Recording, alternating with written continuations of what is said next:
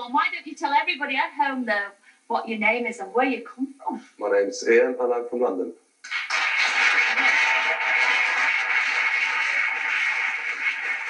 Have you got a job, Ian? Yes, I have. I'm a sales manager with a famous wax company. Oh, you've completely floored me. I tried. What about you, number 2? What's your name and where do you come from? My name's Martin. I'm from Sutton Coldfield. Hi.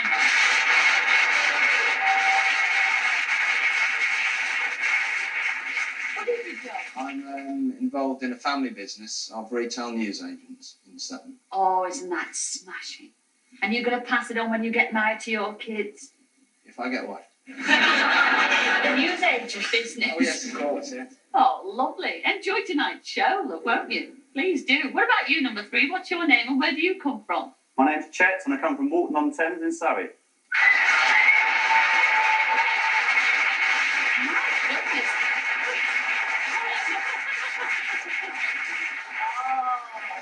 Chet. Oh, a mummy's boy. That's a very unusual name. I've never heard that name before, Chet. What are you doing with that, Chet? Chet Wynn, actually. Chet Wynn. It's an old Chet English Wynn. name. Yeah, it's an old English name. Is it really? Yeah. I haven't met anyone else with it. Anyone else called Chet? No, we've never heard of Chet, have we? No, very unusual. Whatever happens, I know you're going to have quite a lot of fun. Enjoy it, won't you? See you in a mo. See you later.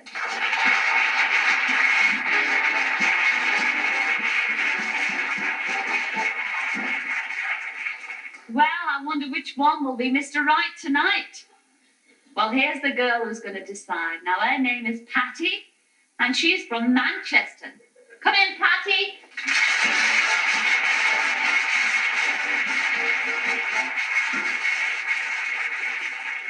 Oh, my goodness me. Oh, you've got it all on a plate. There's one fella with a very unusual name. Really? Yes, Rover. No, Patty, come on, tell us you're from Manchester. And what job do you do? I'm an account executive in a public relations consultancy. Are you really? Sounds very important, doesn't it? It does. And it sounds as if you've got money as well. I hope one of those got a bit more. Well, we shall see by the questions you ask. And only you can choose, and there are the questions, so fire away, Patty. Okay, well, you know I'm in the public relations business. So, number 1, will you imagine that you're a salesman trying to sell yourself to me? What is your opening line? Well, I'm more hunky than Robert Redford. I'm smoother than Richard Gere. I'm fitter than Daley Thompson. You're extremely lucky I'm here.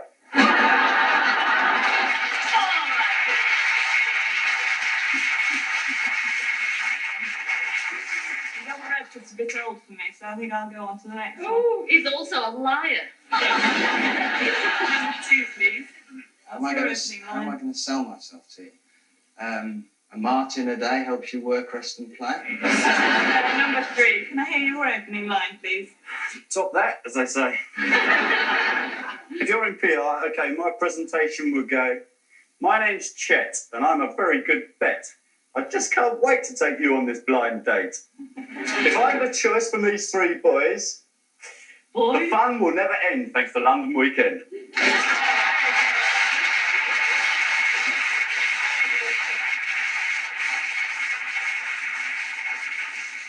Number 2, your second question. If you were married, how would you feel about your wife being the breadwinner while you stayed at home and looked after the house? That's fine, I think. I don't have to feed the babies. You might have to change, difficult. Yeah. You might have to change their nappies, though. I might need a little bit of instruction on that one.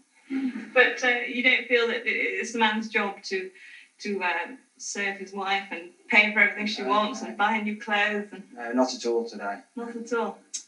Well, you won't do that. Number 1, can I have your opinion on that, please? About looking after the house? Yes. Well, which house? I've got a semi-detached in South Ealing, or there's the villa down in Saint-Tropez. How many bedrooms does the villa have? Just one big one. But it is in Saint-Tropez. Absolutely. Yeah, but it probably looks the wrong way.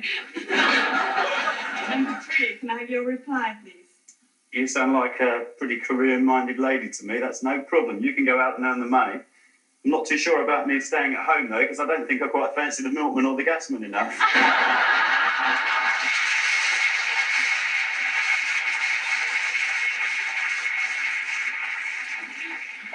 Okay, here's your last question for you. Number 3. Couples often have pet names for each other. What pet names have you given in the past? Remember, this is a family show. But the only pet name I can think of was Rover.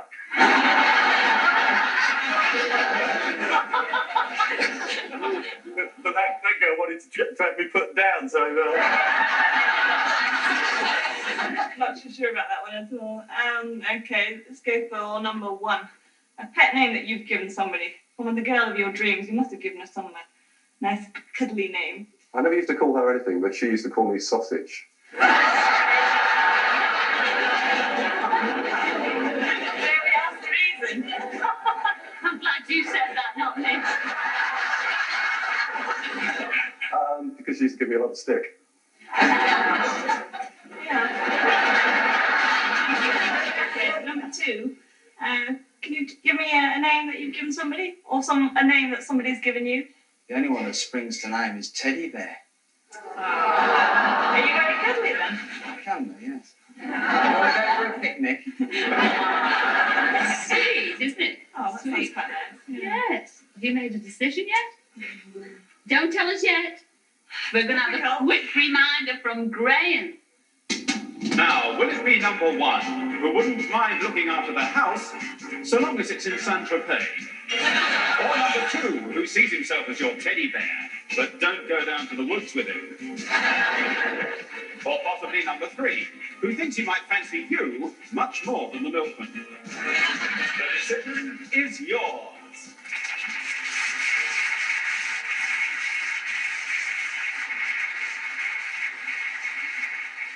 Very difficult, isn't it? I think number 1 and number 2 are not really what I'm looking for. They were just clear. So I'm going to go for number 3.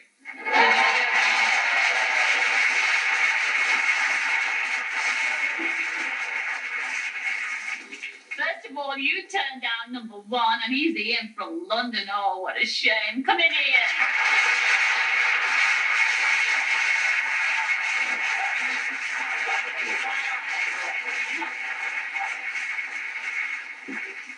Shame.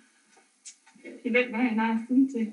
Yeah. Your fault now. Sorry. You also turned down number 2, and that was Martin from the West Midlands. Come in, Martin.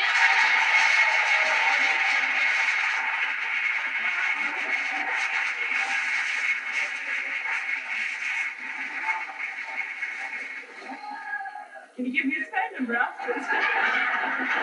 No, you cannot have his phone number afterwards. Because you chose. Never mind peeking. He's got a very unusual name, an unusual personality. He's just unusual. And he's number 3, and his name is Chet, and he's from Surrey. Come in, Chet.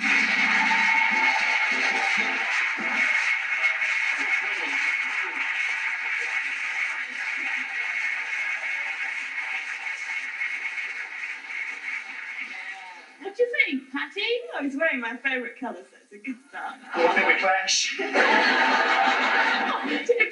Come on, Patty, you choose then.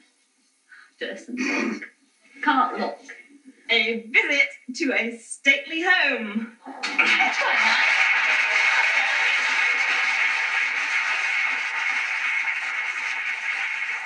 Oh, but this is, I know all about this. What? Can I go to Versailles? Oh, no, we can't send you there, but we'll send you somewhere even better, because this stately home belongs to Lord and Lady Montague. It's the most marvellous museum where they have all those old cars, and not only will you be able to drive one of those cars, you will be having tea with Lord and Lady Montague.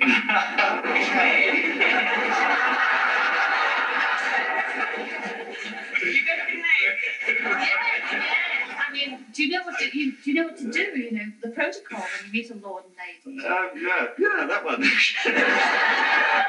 And you go on their dates. And of course, we'll be having some more blind dates. So until the next time, ta-ra then. Hello and welcome back to Blind Date. Now here's but let's find out now what happened when Patty and Chet went on their date to Bewley.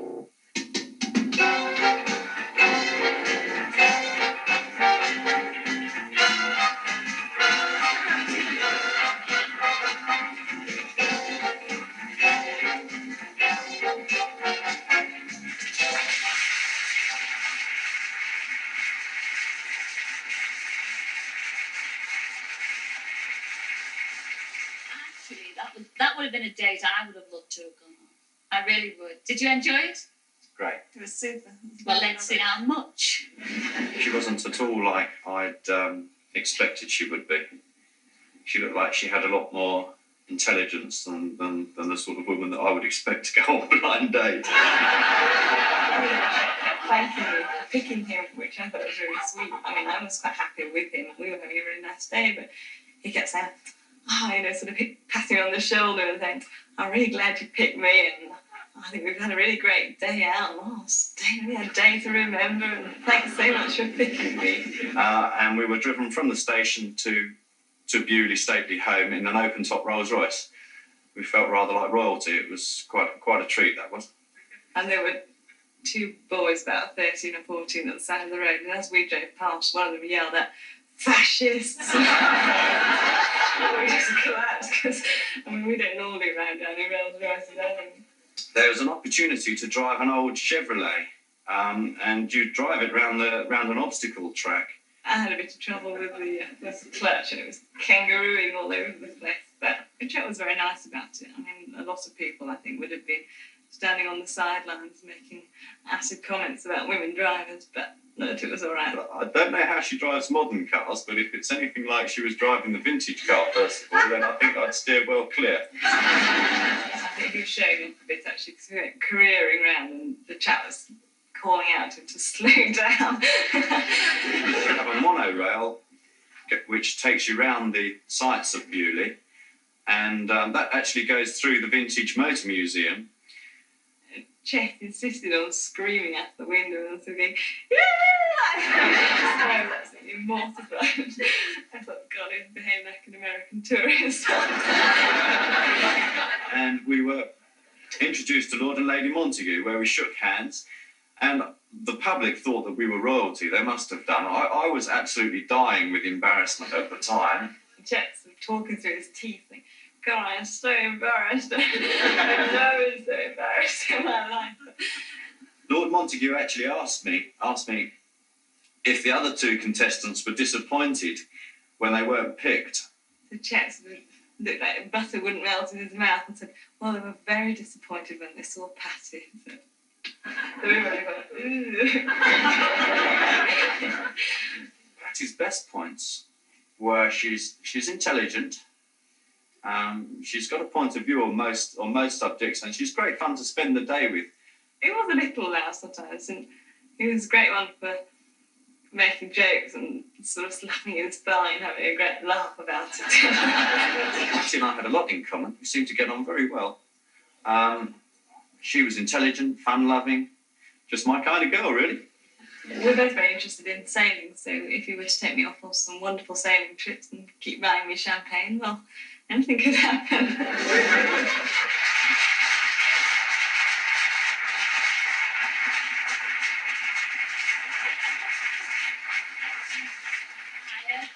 I heard you say under your breath, oh, that wasn't too bad. What about this sailing thing? Have you taken the sailing yet? Haven't had a chance yet. No, not yet. Are you going to take a sailing? Yes. Good at navigating. Yeah, brilliant. What about, Patty, you went on all, you said a lot through that interview, what you did during the day, but you never really said what you really felt about him. How do you really feel about him? He was great fun to be with. Yes? Yes, we had a lovely day out. I was very happy I chose him. He was really good fun to spend the day with. He was a bit loud. I don't think I'd like to get drunk with him because I think he'd get unbearable after a few drinks. You're a bit loud. How do you feel about that? It has been said in the past. Did you enjoy these trips in the cars in the museum? Well, I mean, we went on, I think, every single form of transport that man's invented. We went on the vintage Rolls Royce, we went on a double-decker vintage bus, on the monorail. We had Lord Bewley's MM1 licence plate day, and it was fantastic, wasn't it? Really? It was a great day out. You both enjoyed the cars. Did you enjoy the museum? Oh, great fun, yeah. It was such a treat to be able to go in them. And at one point we were walking around the museum and we were allowed to climb into all these cars and had our photograph taken all the time, driving these Aston Martins and things. And some tourist asked, there was an old man showing us around, and some tourist said, oh, can we get in there as well? And he said, oh no, these two are special guests of Cilla Black. I feel like royalty yourself, but you didn't enjoy being treated like royal. You found it very embarrassing. Yeah, I'm not easily embarrassed, but that was terrible. I felt like dying that day. That was awful. Yeah, even with your Princess Patty at your side. Patty, well, are you going to take her out again? I mean, she desperately wants to go sailing with lots of champagne, so... If you're any good at navigating, there's a place there, because the last time I sailed, I went to France and I got lost. So you can come along. But yeah, we'll have lunch. We'll have lunch. If you ended up in the Caribbean, I don't mind. Ladies and gentlemen, Patty and Chet, thanks a lot.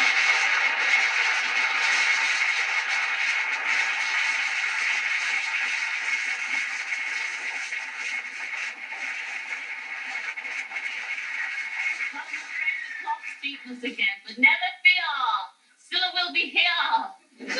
Next week, we'll be back next week to see how Karen and Martin and Steve and Sally got on. And of course, there'll be lots more blind dates, so please join us, please. Until then, ta-ra everyone, ta-ra!